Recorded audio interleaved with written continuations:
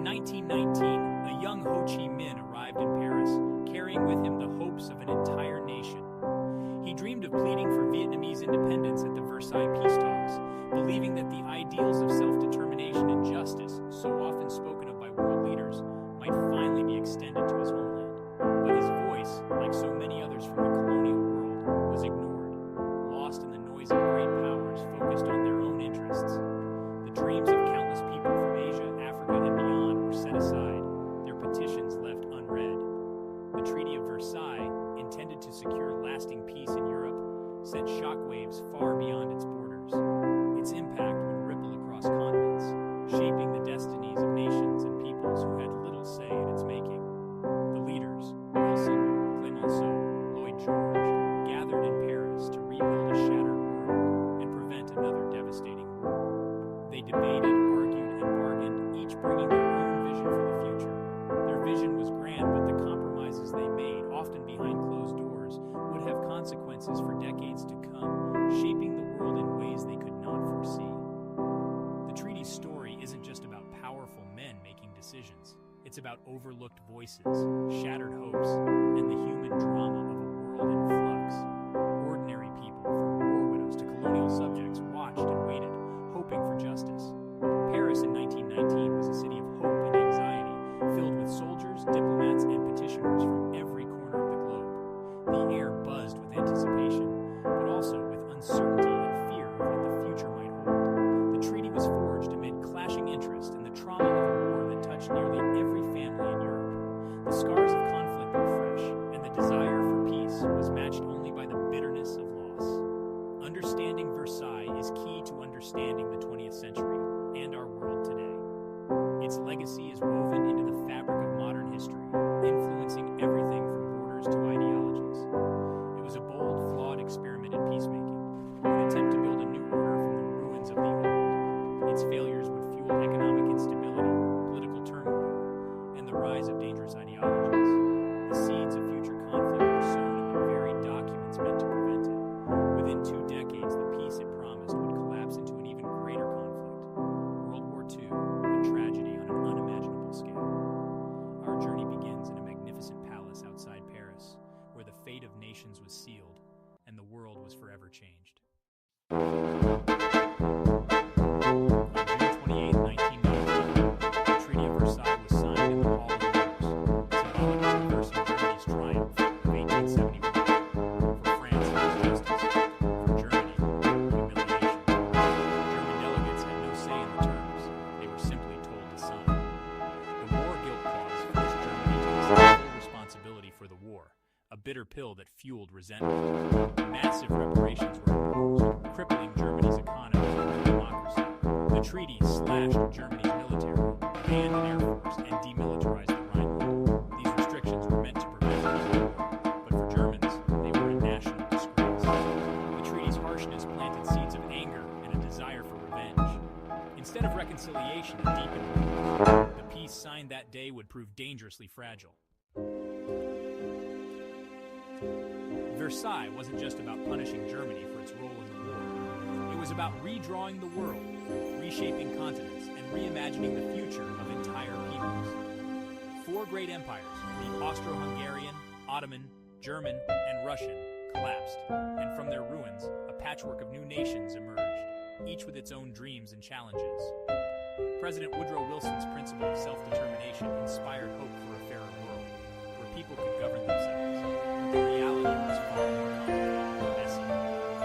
Borders were drawn with little regard for the complex ethnic realities on the ground, creating new minorities, displacing communities, and planting the seeds for future flashpoints and unrest. In Central Europe, countries like Poland, Czechoslovakia, and Yugoslavia were born, but their foundations were fragile, built on compromise and uncertainty. In the Middle East, the Ottoman Empire's vast lands were carved into mandates for Britain and France, colonies in all but name, with little input from the people who lived there. Promises made to Arab allies during the war were broken, leaving many feeling betrayed and sowing seeds of future conflict and distrust. The creation of the Polish Court split Germany in two, fueling deep resentment and a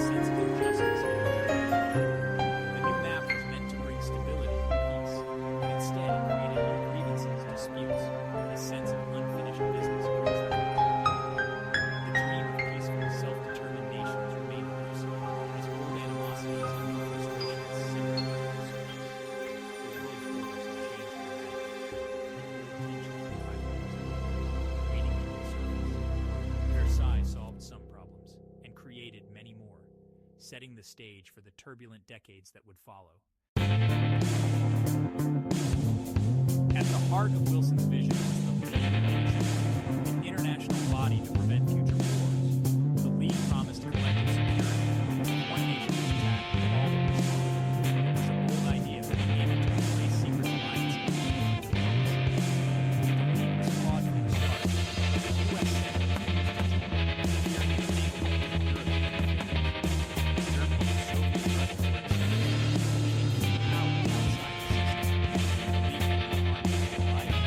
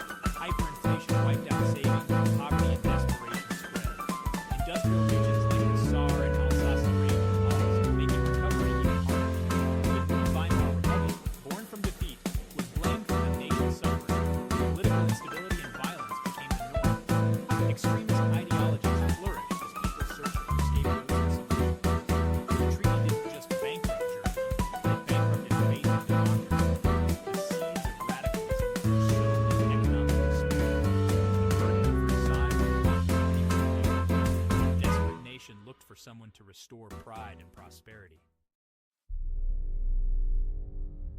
Beyond economics, Versailles inflicted a psychological wound, the stab-in-the-back myth. Military leaders claimed Germany was betrayed by civilians, socialists, Jews, and democratic politicians, not defeated in battle. This lie, promoted by Hindenburg, preserved military honor and shifted blame to the new republic. Nationalists branded the rival politicians as traitors, fueling resentment and division. The war guilt clause became proof of betrayal. The myth offered a simple answer to a complex defeat: poisoning German politics. Compromise became impossible. Then,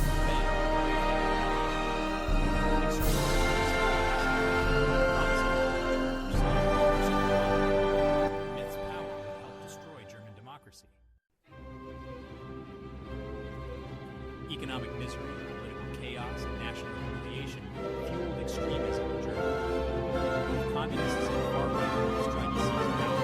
Once the Nazis detached from the Hitler promised to recreate Versailles and restore the escape. The Great Depression deepened the crisis. Moderates lost support. In desperation, voters turned to radical enterprise and strength. By 1933, Chancellor dismantling democracy and defying the treaties. Rearmament and remilitarization were celebrated as acts of national revolt. For many Germans, the treaty's legacy was now a weapon in the hands of extremists. The world's failure to enforce Versailles emboldened Hitler. The League of Nations was powerless. Britain and France, haunted by the last war, chose appeasement. Each violation, remilitarizing the Rhineland, annexing Austria, demanding the Sudetenland, went unpunished. The treaty's borders gave Hitler pretext for expansion, claiming to unite German-speaking peoples. The injustices of Versailles became propaganda tools.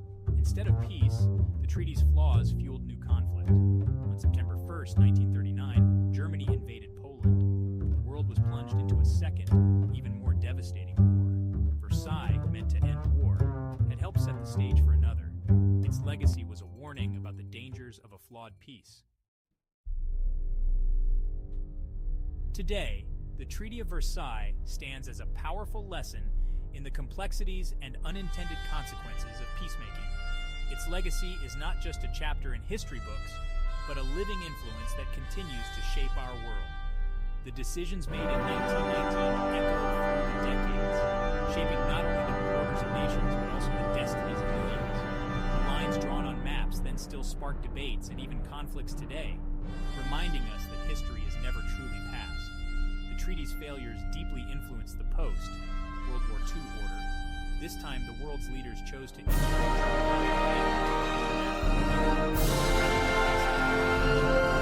this approach aimed at fostering stability and preventing resentment.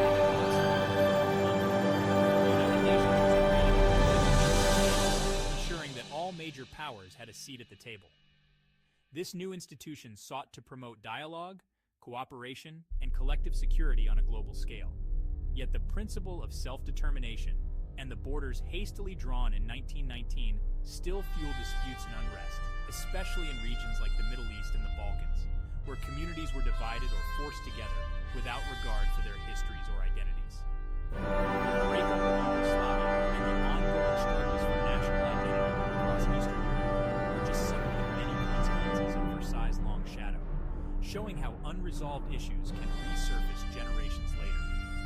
Drawing borders is never just an administrative act. It's a deeply political process, often fraught with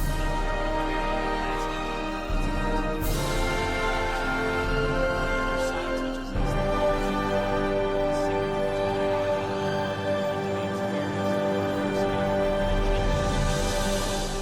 to address the root causes of conflict. Its ambition was noble, aiming to end all wars, but its flaws remind us just how difficult true and lasting peace is to achieve, even with the best intentions. The pursuit of a perfect peace can sometimes lay the groundwork for future conflict, reminding us that the work of peacemaking is never truly finished.